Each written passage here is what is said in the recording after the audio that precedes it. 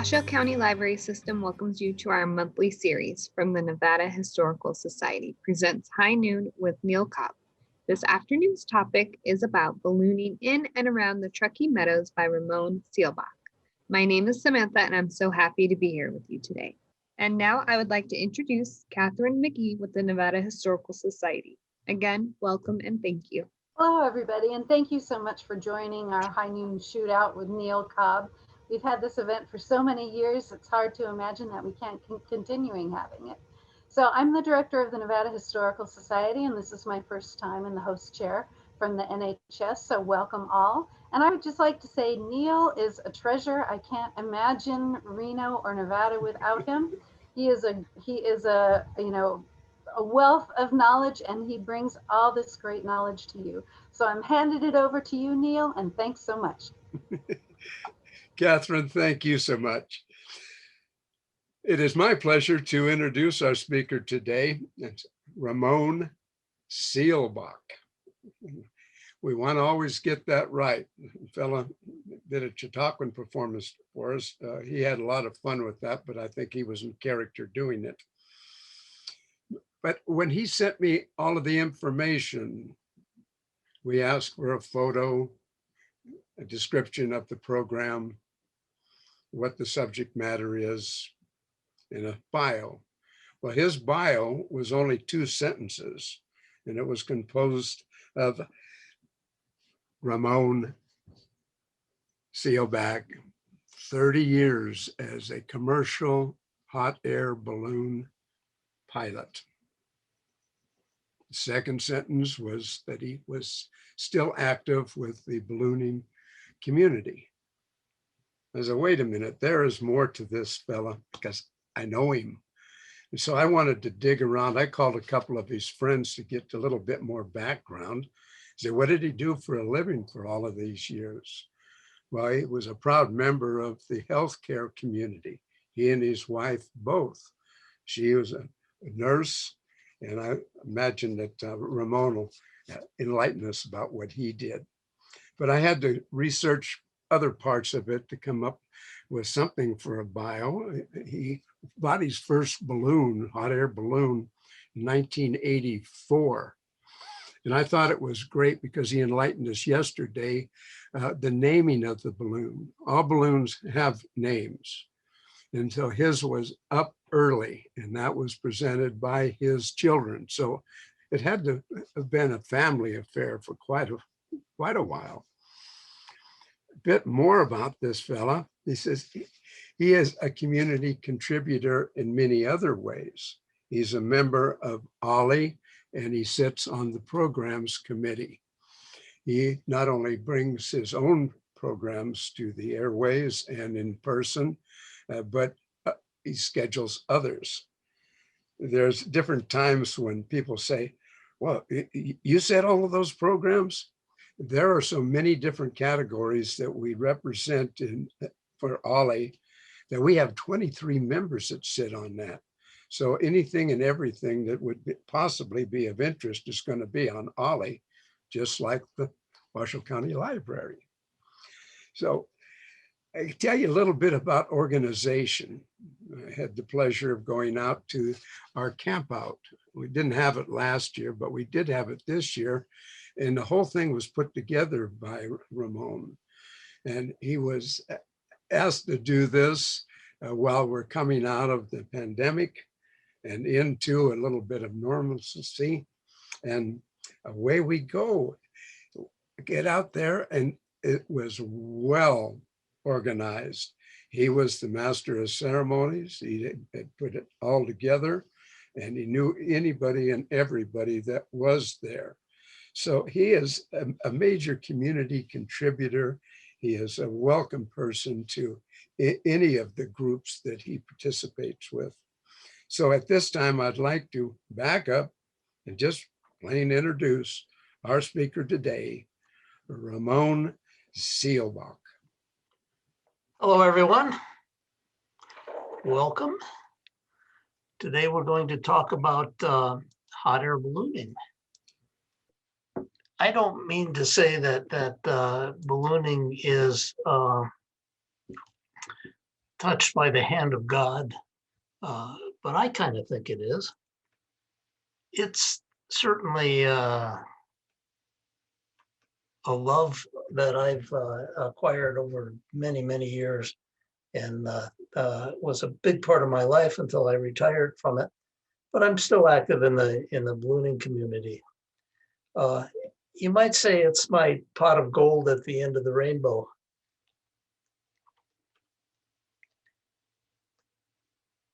You see up here is my balloon.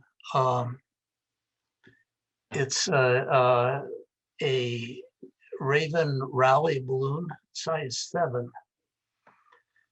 This picture is taken up at Prosser Reservoir, just north of Truckee, which was one of our favorite places to fly. This quote is attributed to Leonardo da Vinci, but I don't really think it came from him because I don't think they had flying machines back when Leonardo was active. It's a sport that you can get kicked around in if you're not careful, like any other sport. But it's a wonderful, wonderful thing to do. You can see here that balloons come in various sizes. This balloon is a one-person balloon, and this balloon can hold many, many people in its basket. My balloon was a size 7, and it would hold 3 adults, basically. If they were relatively light adults, we could get 4 very skinny people in the basket. I have seen pictures of balloons big enough that my balloon could fly inside the other balloon. So there's no upper limit on the size of a balloon.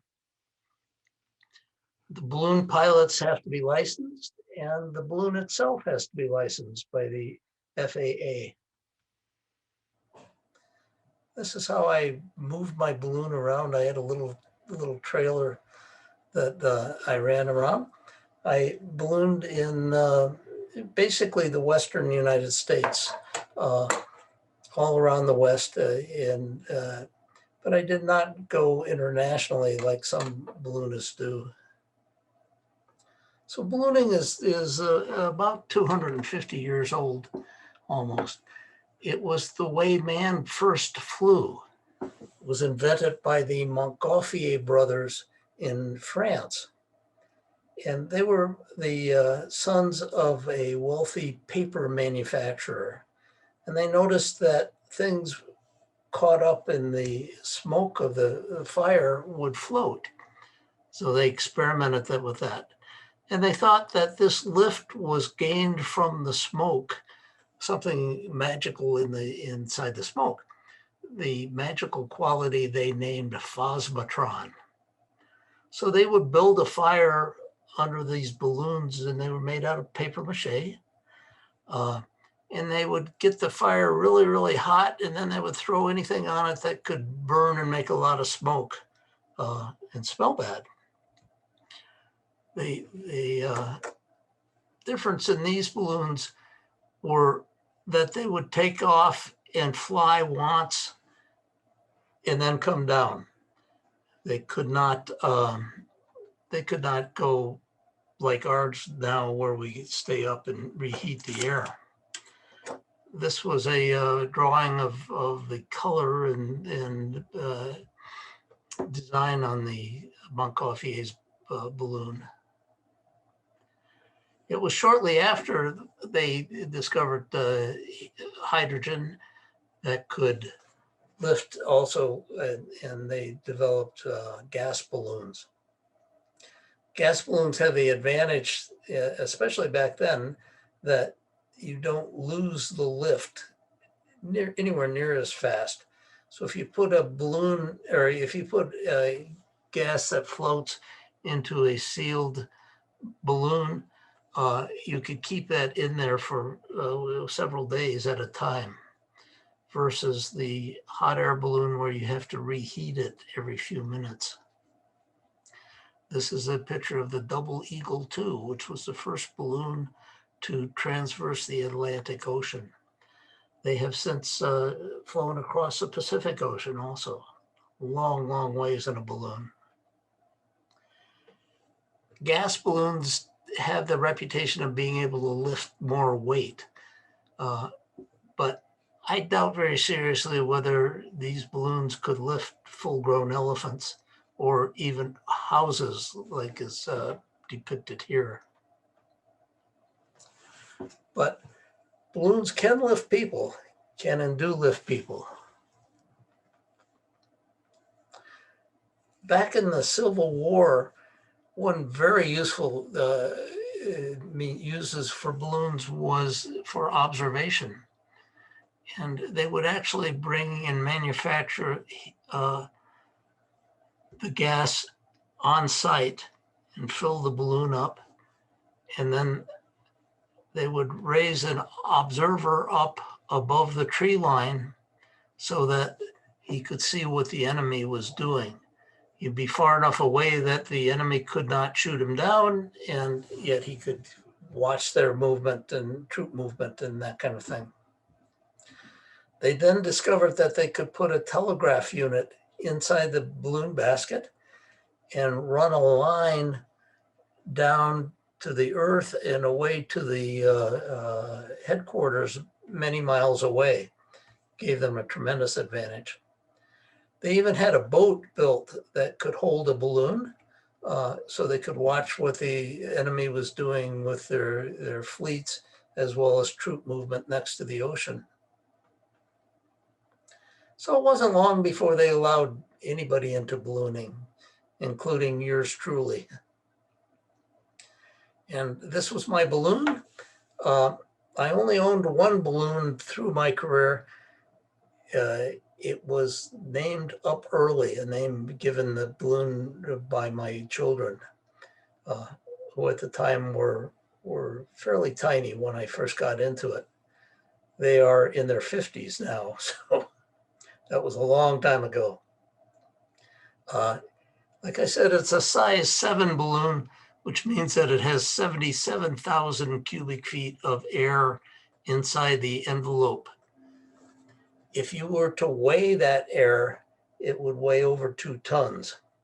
And that's important because if you get 2 tons of anything moving, that momentum is going to carry it through, especially if you have a wind. So you have to stop it from moving on. Here we are landing in a city street here in Reno. You can see down here my chase vehicle with the flag on the back of it. And that was very important because I could look down at the flag and see what the wind was doing on the ground where I was planning to land. If you're landing in a tight spot, such as a city street, and you have a ground wind that could blow you into the trees on either side of the street, you could be getting into big trouble. So even being up maybe 100, 200 feet, there can be a huge difference in the airflow. You have to know exactly what's going on the ground.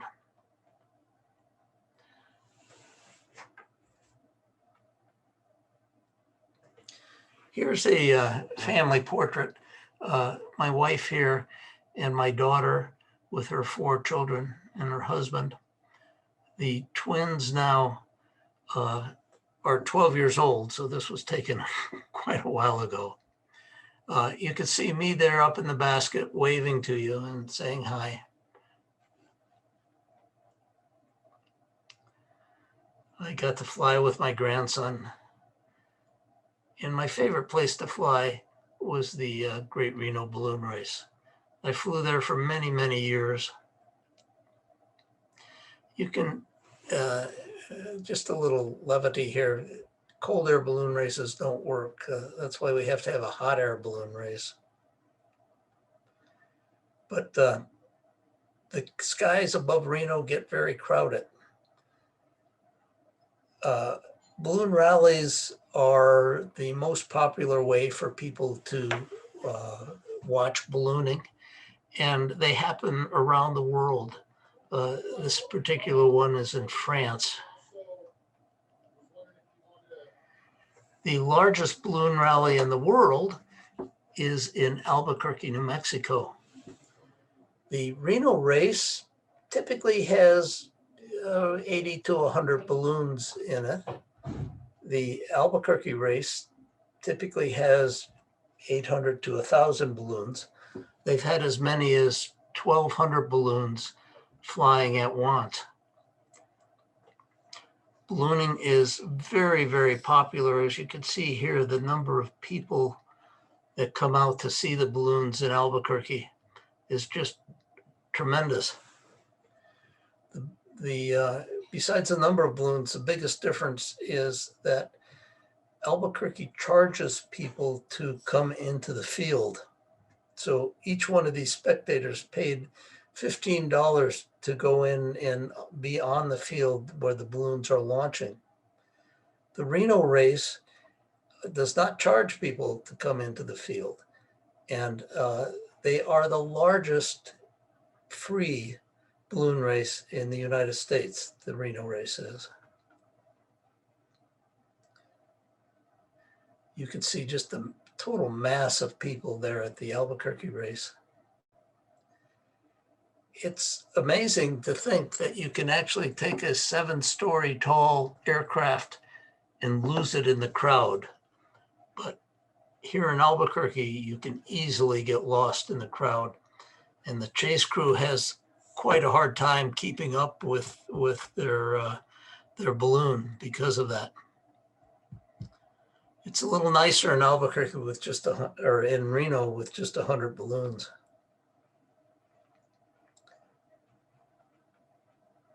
Special shapes are one of the big draws at the Reno race. And the other big draw is the Dawn Patrol.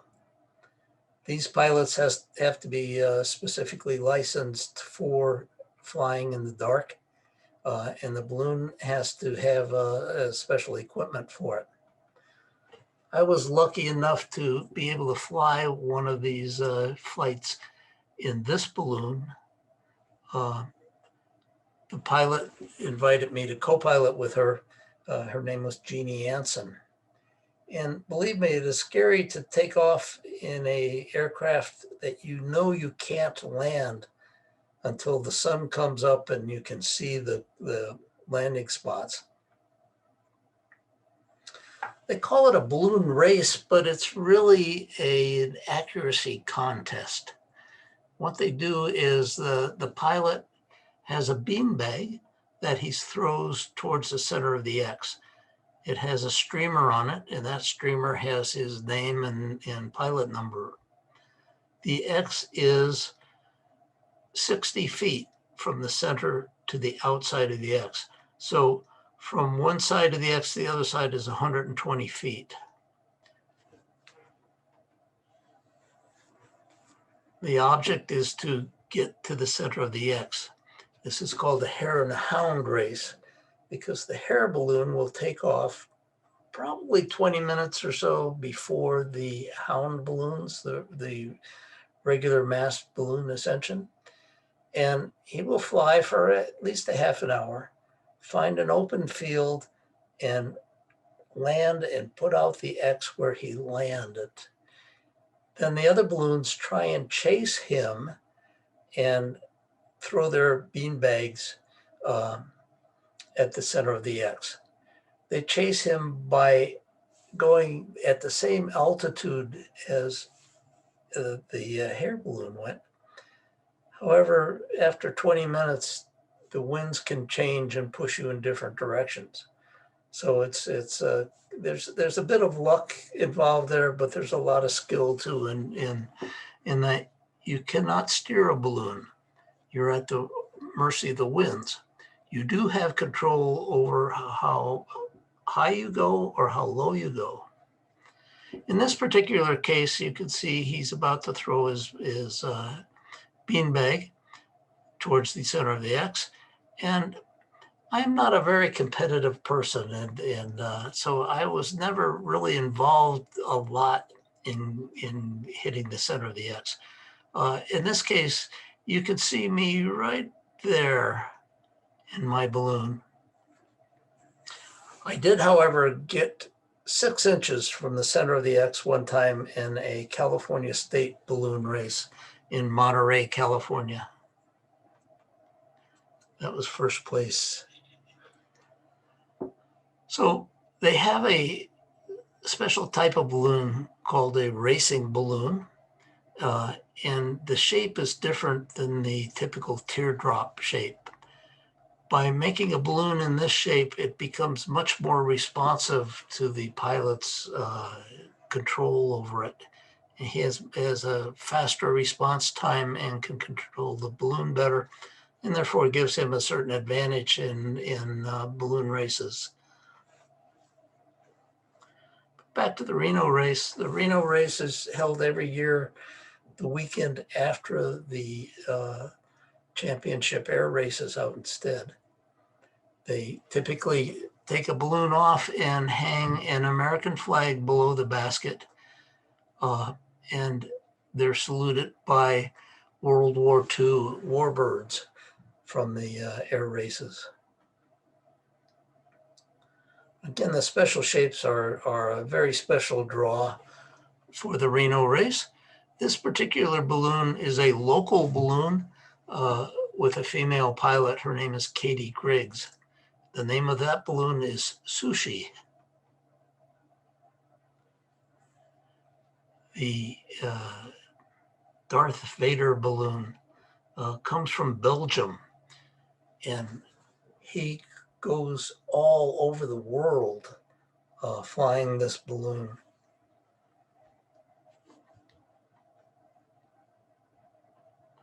The Eagle balloon is a favorite at the Reno races, or has been. I don't believe it's flying anymore.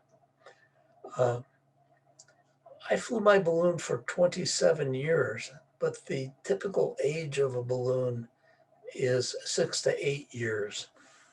The balloon fabric wears out in that time. So a lot of times special shaped balloons like this will not be around for many, many years. I have a very interesting story about this particular balloon. One year, they decided to use it to start the balloon races off here in Reno. And this the Eagle balloon took off, and they had the United States flag hanging underneath the basket as the Reno Philharmonic Orchestra played the national anthem.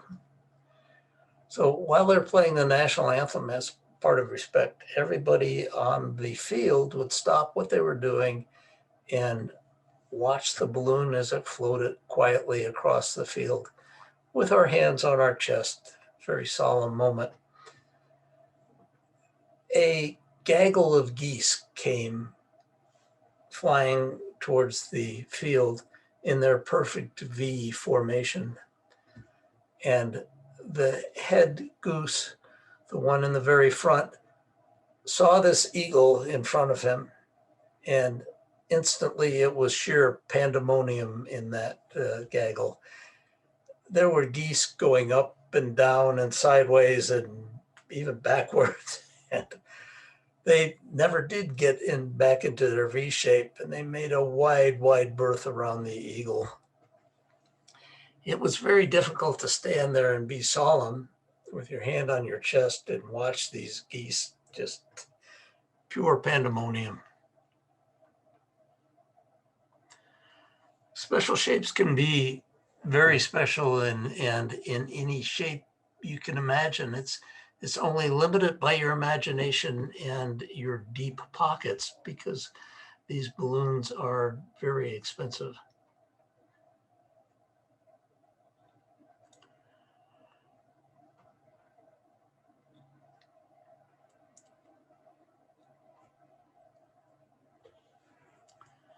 The butterfly balloon is a favorite at the Reno race. This balloon is a local balloon piloted by Jeff Knowledger. The name of that balloon is Off the Wall. The Panda Balloon was also a local balloon until Stan Robertson sold it to a couple up in Oregon. You wouldn't think paper and fire would match, but they do in this case. So again, to Prosser Reservoir, one of the favorite things we like to do is bring our balloon down on and tap the water, tap it very gently, and then fly away. And this is called a splash and dash. It is extremely difficult to do. And because it's so difficult to do, we do it as often as we can. The reason it's so difficult is because when you're coming in over water, you lose your depth perception. You can't tell exactly how close you are to the water. So you have to be very careful. I have indeed sunk my basket up to my knees in water. You can see here several balloons in the water. This particular balloon, if you look closely, you can see that it had tapped into the water and is now raising up and flying away, and the water is dripping off the bottom of the basket. Prosser Reservoir is a beautiful place to fly balloons, and it's very popular with local and pilots from around the West. On a typical weekend, you can find up to 15 or 20 balloons flying at Prosser Reservoir. This is the Black Rock Desert. It's a very nice place to fly. The longest balloon flight I ever made was 35 miles. And the Black Rock is at points 35 miles wide and about 100 miles long. There's absolutely nothing to run into. And so you don't have to worry about watching out for power lines or anything like that. In this picture, you can see way down here is where they have Black Rock City for the Burning Man Festival. They can put 80,000 people in that area and still not even touch the capacity of the Black Rock Playa. There are places you can fly where you have to worry about running into things. And this is outside of Page, Arizona. This balloonist got down into this canyon. One of the favorite things in Albuquerque is to do the splash and dash in the Rio Grande River. The prevailing wind in that area will take you downstream. As you can see here, there are lots of mud banks in the river. So what you try and do is get your balloon basket just in the river and just sort of float on the water. And as you're moving along, if you come up against a mud bank, you just sort of raise your balloon up a little bit, fly over it, and then go back into the water. When you're flying at Albuquerque, I managed to stay on the water for about 20 minutes. A lot of fun. Some pilots like to fly very, very high. Of course, if you fly this high, you have to have oxygen in your basket. And that's not my cup of tea. I like flying low.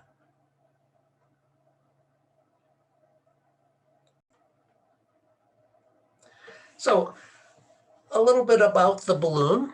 Now, there's two major components to a balloon. The first is the envelope, and the second is the basket. You'll notice the envelope starts, it does not include what is called the skirt or the wind guard or scoop, but it's everything above that. The skirt and the wind guard are not really functional. They're more a decorative item.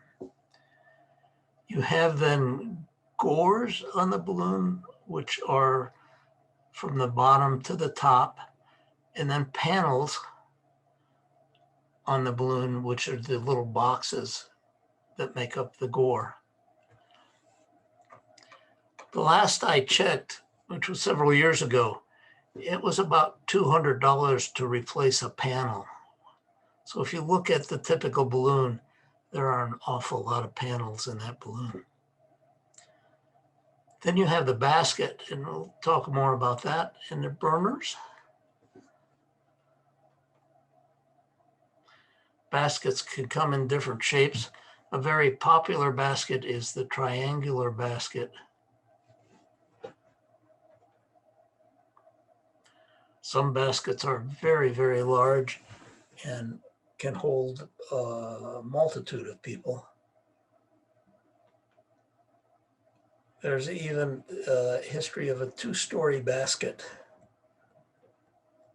Of course, the bigger the basket, the bigger the balloon has to be in order to lift it. You don't need a very big basket at all. As a matter of fact, you don't need a basket. You could just strap a propane tank to your back and fly away. I was lucky enough to fly one of these balloons once, and it is a very strange feeling to have your feet just dangling out in midair.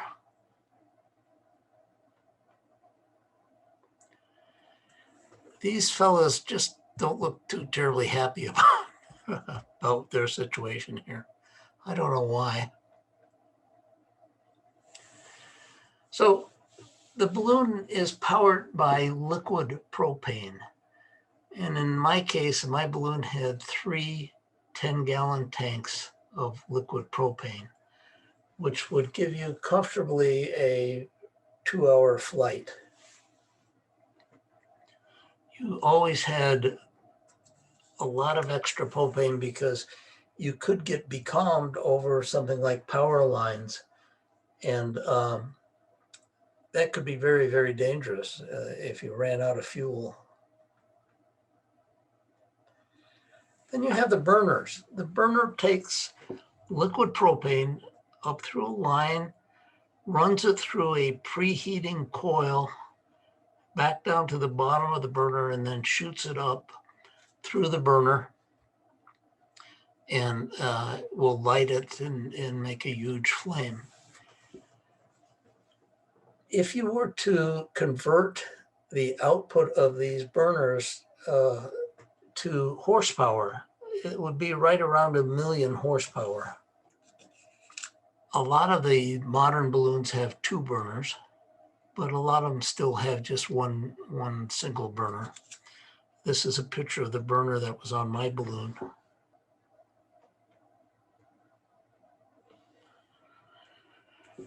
The gores on a balloon can be bulbous, like this, and or the typical inverted teardrop shape. That makes absolutely no difference in the characteristics of the balloon. They fly exactly the same. You'll notice here the brother balloon to off the wall. He's not upside down. He hasn't gotten off the wall yet.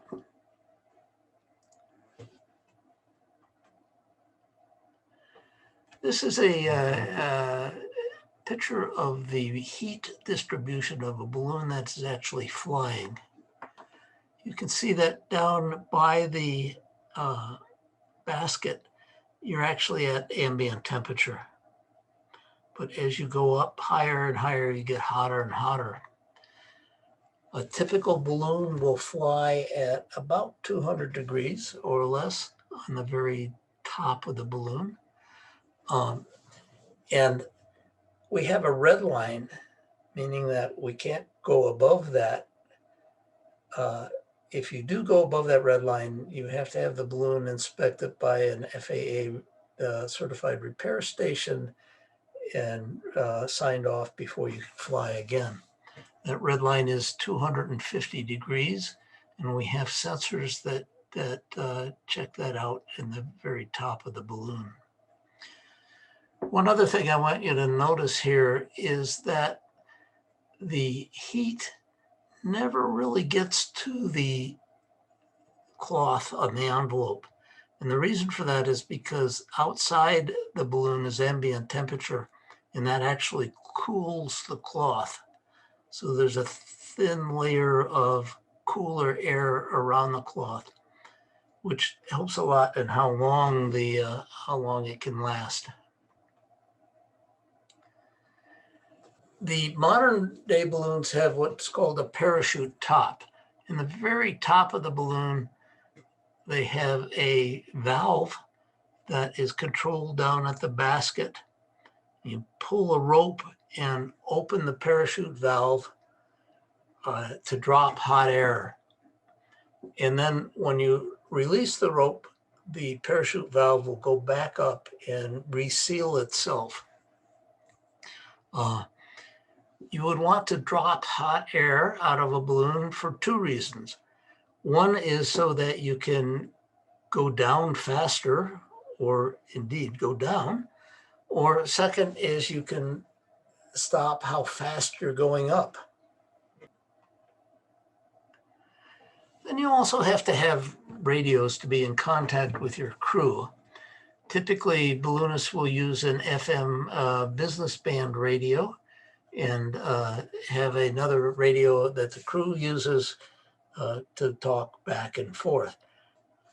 Also, you need to be in touch with the air traffic controller at airports if you're flying around an airport. So you have to carry an aircraft radio. You can get an aircraft radio that has a dedicated frequency. However, you would have to then have one for every airport you flew near. So typically you will buy a aircraft radio that can change its frequency.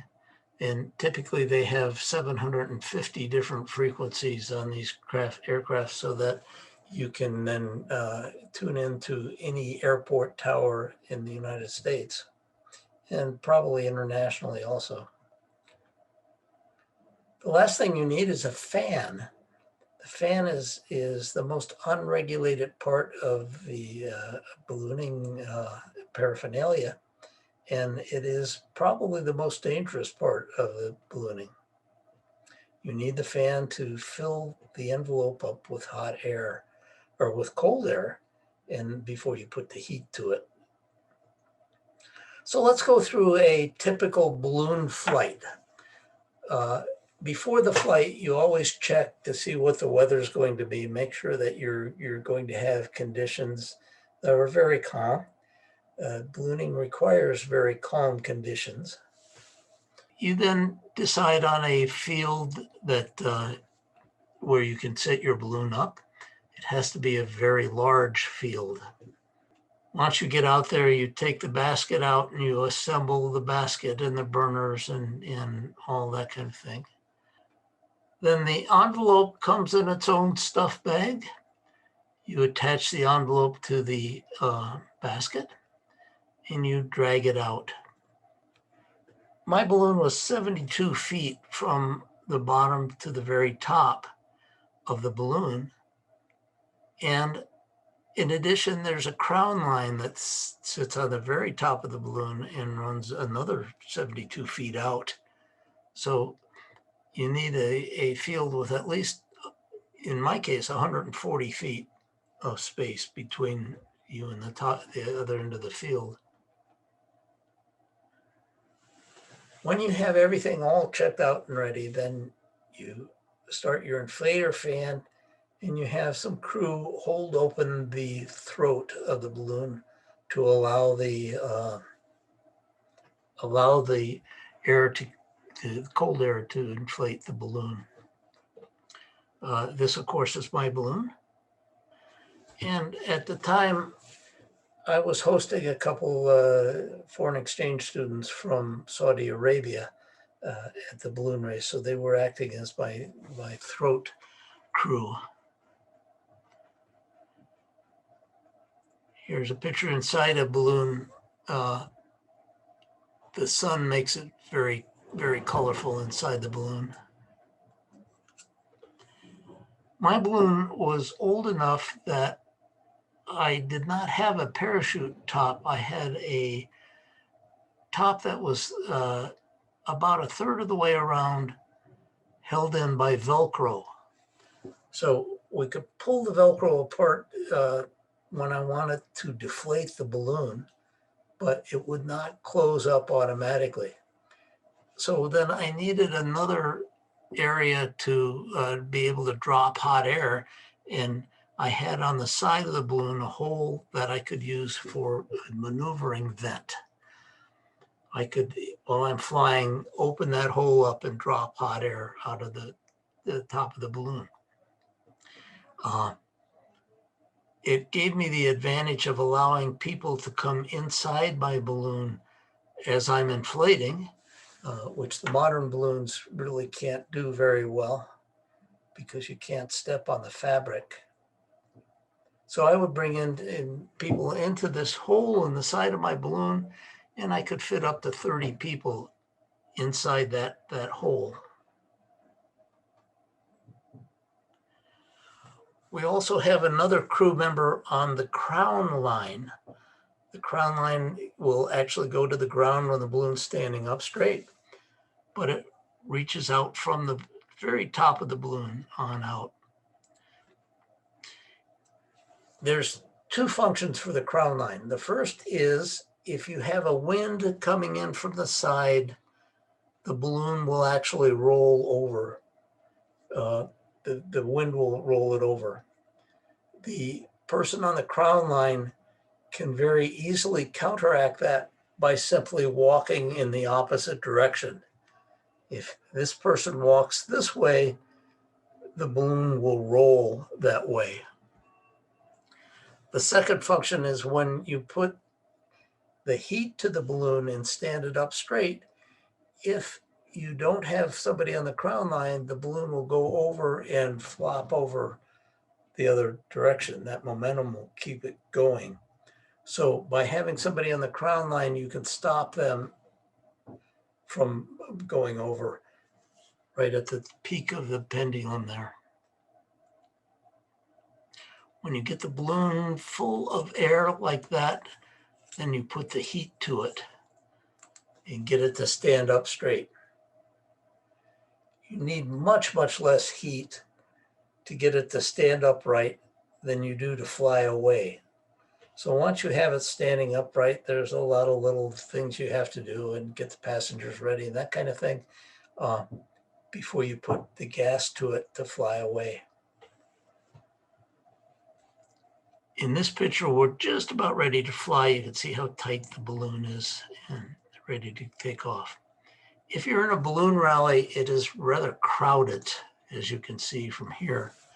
So you need permission from the launch directors to fly away. You don't dare fly off on your own because other pilots might be doing that also.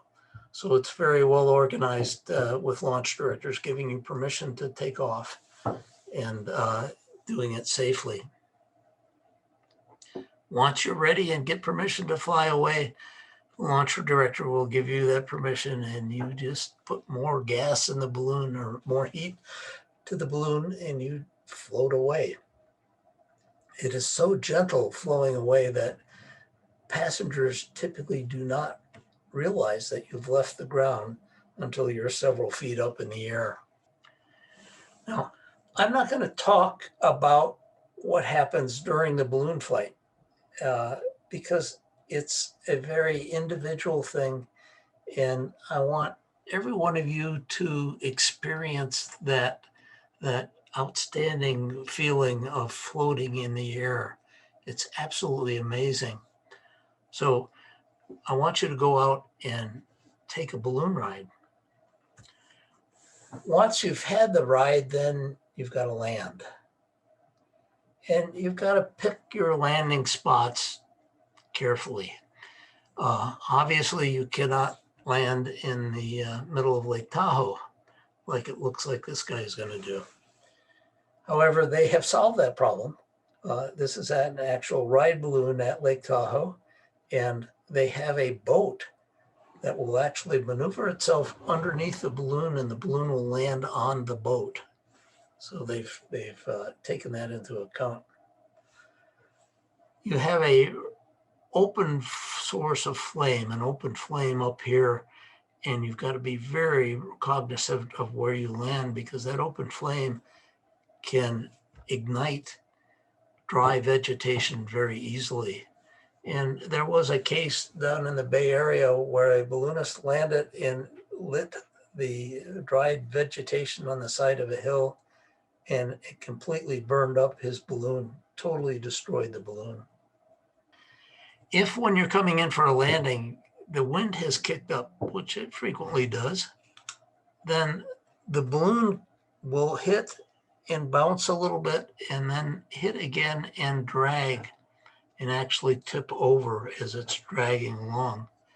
So it ends up to be quite a thrill for the passengers. There are some places you just can't land. Nobody told this pilot. The most dangerous thing for balloons is power lines. And power lines can kill you in many, many different ways. This is a terrible situation to be in. This is a picture of the Smokey Bear balloon many years ago in Albuquerque, New Mexico, where the pilot just did not expect anything to be up in the air that high and ran into a radio tower. You can see here where the pilot is climbing out of the basket and onto the radio tower to climb down. But you can also see two other people here climbing down the radio tower. They were two young teenage boys, and boy, they'll have stories to tell the rest of their life. Here was a terrible tragedy where they hit power lines. The power lines can explode, and they can cause an explosion of your propane tank here in a fire because of that. It can be very dangerous. They can also burn the cables that hold the basket to the envelope. And when that happens, the basket can fall and you can have fall injuries. So because things are so, they're not really dangerous if you know what you're doing. You just have to be very careful with it. But because of that, you not only have to watch out for yourself, but you also have to watch out for other aircraft. This was a case down in Phoenix where this hang glider hit the balloon. Both of them fell out of the sky. And fortunately, the hang glider, fortunately, the balloon itself acted as a parachute, so they did not hit terribly, terribly hard. And there were minor injuries from this, but nothing major. But they did fall out of the sky. They were fairly low when this happened. You can also hit structures, which can be, of course, very dangerous. You have to be cognizant of what's on the ground and the people and spectators on the ground. So because of all this, the balloonists have developed a prayer, and the prayer has gone, the winds have welcomed you with softness. The sun has blessed you with his warm hands. You have flown so high and so well that God has joined you in your laughter and set you gently back again into the loving arms of Mother Earth. So that's my presentation. Here is my email address if you want to get a hold of me. I do not, I am retired from ballooning now and do not do any rides or anything like that, but I still am involved in the ballooning community. Let's see, Russell, do we have any questions? Or I guess Kathleen is doing the questions. Hello, this is Catherine here and a guest. Right now, I do not see any questions in the chat. So, okay, here they are starting to come in. So the first question is, how do you steer your balloon? And the answer is you don't. Simple as that. There is no way to steer a balloon. But what you can do is change your altitude and go to a different altitude and find a breeze at that altitude that will take you into a different direction. But if there's no breezes going that way, they're all going that way, you're not going to go that way, you're going to go that way. That's all there is to it.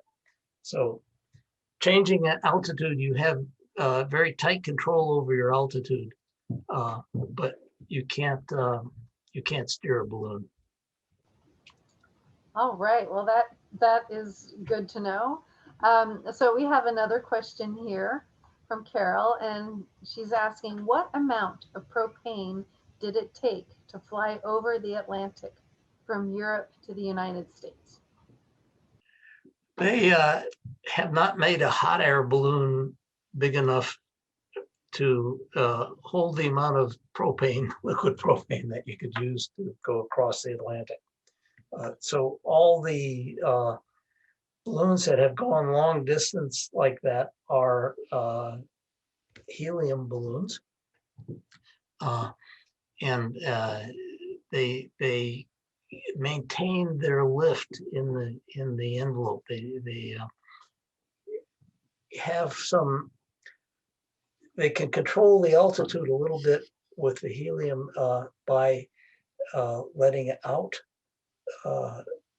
or getting rid of some weight in the balloon. So typically they will carry some bags full of sand. And if they want to go up higher, they will take a little cup full of sand and dump it out the side of the basket. They can indeed, when they want to land, open a valve and evacuate the helium from the balloon. But even a small balloon can go across the Atlantic, but they typically need bigger balloons because they have to carry a lot of oxygen as well as things to keep them warm and batteries and stuff like that. So they use a very large helium balloon or a gas balloon, but not a hot air balloon. One interesting thing about gas balloons is that the sun will heat up the gas during the day, and typically they're above the clouds, so they will gain a lot of altitude during the day. But then when they fly at night, they lose that heat from the sun, and the helium will cool off and they will lose altitude. And for the kind of typical gas balloons that I showed you a picture of, those smaller gas balloons typically have to end their flight because they lost that much helium, that much lift from the helium by during the nighttime. So they have to terminate their flight before it gets dark. And that typically happens after 2 or 3 or 4 days, that they can't fly much more than 2 or 3 or 4 days. So is there a time of year that you just cannot fly a hot air balloon? We fly hot air balloons year round. One of the nicest places to fly is out of the Truckee Airport during the middle of winter. And the reason for that is because when the temperature is very, very low, right around 0 ambient temperature, then the air is very, very stable at that point. And flying a balloon is very, very calm and stable and peaceful. So we do fly year round. We just have to dress for the occasion. So you dress to play in the snow when you're skiing and things like that. You dress to play in the cold air in a hot air balloon also. Typically, summer times are much more popular for ballooning just because it's nicer out and people enjoy it more. It's chilly in the morning, but I have flown in Palm Springs, and if you fly when it's very hot out, you don't have as much room to get lift, so you can't fly as many people, but you can indeed fly when it's very hot out. You just have to adjust your weight capacity for that. So no, we fly year round. Okay, I have another question from Carol. How difficult is it to get the balloon back into the bag? And how heavy is it? It is relatively difficult, and it requires the crew to participate in that. I have flown my balloon with just myself and one crew person, and that was a lot of hard work. You have to get most of the air out of the envelope, and then you have to lift it and stuff it into the bag. And so it helps if you have several crew members helping you with that. The envelope itself weighs a couple 100 pounds. So when you get it all together, then moving it around, lifting it up to move it around is more than just a one-person job, definitely. But we have it down to a science, so we can do it fairly easily. So following up, actually, how heavy is your balloon? Do you know how many pounds the envelope is, and then the basket? Do you know how much it is, how much it weighs altogether? The weight of the basket is dependent upon the weight of the liquid propane. So 10 gallons of liquid propane is fairly heavy. So if you have 30 gallons before the flight, that's a lot of weight. I can typically carry 3 adults in a size 7 balloon, and considering that they're about 200 pounds apiece. And the total lifting capacity of a size 7 balloon is right around 800 pounds. So if you subtract the weight of the propane and the weight of the basket, which is again around a couple 100 pounds, then your weight limit to carry somebody is about 500 pounds in that size balloon. Of course, the bigger balloons, you can get much bigger capacity than that. Are the different shaped balloons more difficult to fold? And do they need to keep their shape all the time? No, they do not need to keep their shape all the time. They fold up very nicely in that. They are much more difficult because they are typically have much more fabric to them, and therefore they weigh a lot more.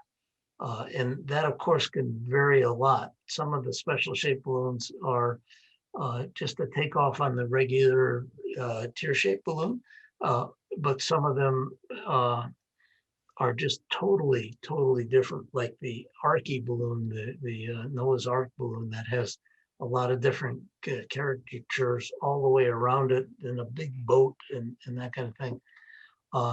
It takes a crew of maybe 15 to 20 people to put that away and to bring it out and inflate it. Inflating is not near as bad as putting it away because you have the fan doing the work of inflating, but you still have to spread it out and that kind of thing. So once it's in the air, the balloons react exactly the same way. So there is absolutely no difference in flying a special shaped balloon that I know of. But there's a lot of difference in landing because you have to take into account how big the envelope is. So your landing spot might have to be much, much bigger than a typical balloon. The Catherine, Wells Fargo balloon, for example, cannot land on a city street because it's just way, way too big for that. Whereas mine balloon can easily land on a city street if there's no wind. I have a quick question. I was part of the crew for the Lollipop of the balloon, and they had a traditional champagne toast. Can you elaborate on that? Sure. And that's a whole story on its own. When the balloonists first started flying in France, they would fly out of the urban area into rural areas, and the peasants would see this brightly colored shape coming out of the sky, belching smoke. And of course, this was something they had never seen before. So they would run out with their pitchforks and destroy it, thinking it was from the devil. So the balloonists then tried to figure out a way to show the peasants that they were from the earth, that they were not from the devil, and that they were real people. And in France at that time, they mostly what they made was champagne. The vineyards all around Paris grew grapes and they made champagne. So the peasants all knew what champagne was. And indeed, a bottle of champagne would basically make a peasant a very rich man. So the balloonists decided that they didn't want to waste a balloon every time they flew. So they would carry a bottle of champagne with them to give to the peasants as they landed in a way of thanking them for using their land, as well as thanking them for not destroying the balloon. And that, of course, stuck. And of course, it was not long before the pilots got into the champagne and the crew got into the champagne. So that has stuck with ballooning ever since then. It's sort of a tradition that goes right along with ballooning, is a champagne toast afterwards to, as they like to say, celebrate you successfully cheating death yet again.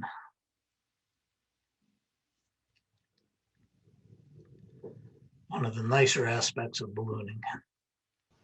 Well, I don't see any more questions. So Neal and Ramon, do you want to end this most amazing discussion and talk? I really want to go fly. Well, number one, we want to thank Ramon for not only his years of experience and what he does for Ollie and for anybody else that's interested in ballooning, but to thank him for being our guest speaker today in a first-class PowerPoint presentation. Thank you, Ramon. You're very welcome, Neal. I enjoyed doing it. Thank you all for joining us today. Thank you, Catherine and Neal and Ramon with the Nevada Historical Society, and Russell, our Washoe County Library Services Tech Wizard, for making this event possible today. Don't forget to sign up for the next live event with the Nevada Historical Society, which will be on Thursday, July 15th at 12 p.m.